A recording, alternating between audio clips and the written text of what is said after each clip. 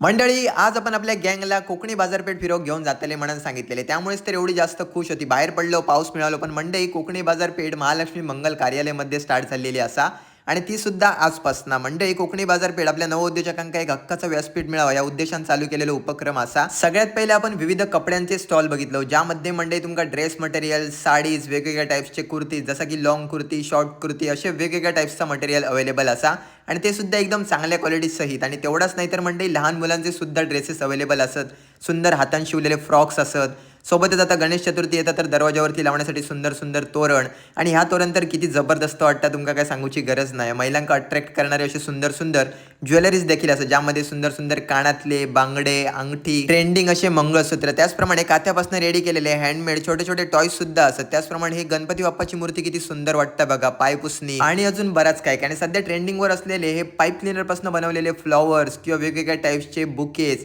त्याचप्रमाणे मंडळी कोकणातील फेमस इन्फ्लुएन्सर यांचे सुद्धा स्टॉल बघितलं, ज्यामध्ये किचन्स, छोटे छोटे फ्लॉवर पॉट्स, गणपती बाप्पाच्या समोर ठेवण्यासाठी फ्लॉवर्स, आणि मंडळी काही असे सुंदर रांगोळी